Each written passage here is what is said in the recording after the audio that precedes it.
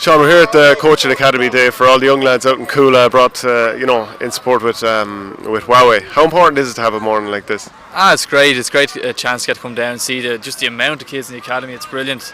Just a good chance to give a bit back, do a bit of coaching with them, and just to be here and kind of get the whole sense of the club and the whole sense of the community. It's just great to be able to do these things. Yeah, how important is this both ways to have a buy-in with a company like Laois, because trying to make hurling explode in South Dublin?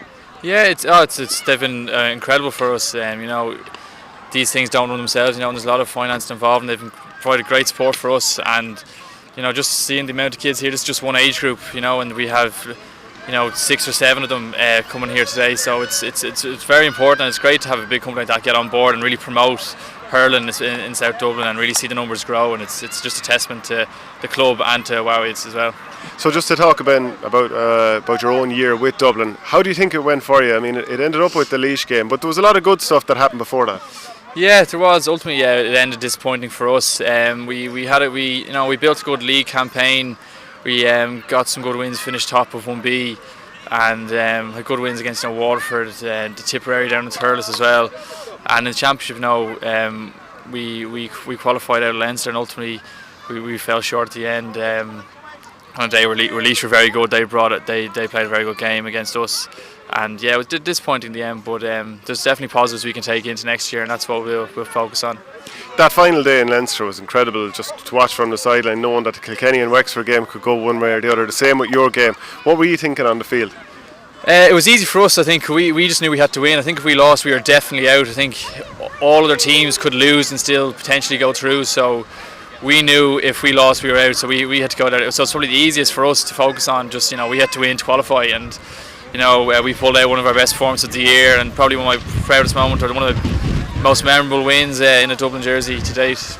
Yeah, and what was the feeling like on the field afterwards? Because just the place, it was as if a county final had just happened, and then you were just stormed by players. That doesn't happen at every ground. No, it doesn't. Yeah, I think it was. We'd been building for so long, and it was just great to get to a result. Last year we had disappointing not being able to qualify, and so it was good just even to give something back to the fans as well, who had kind of stayed following us through some tough times. And it was a great feeling. It was great to be a part of, and it was just brilliant to be on the pitch for that. And even before that, the fact that you beat Tipperary and Thurles, who ended up being All-Ireland champions. And I know league is league, but does that give you some sort of confidence going forward?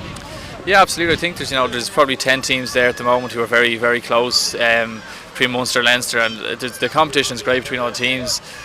Tipperary had a very good year, they're a great side, but yeah, just so close. And definitely, we know that we're thereabouts when we play well.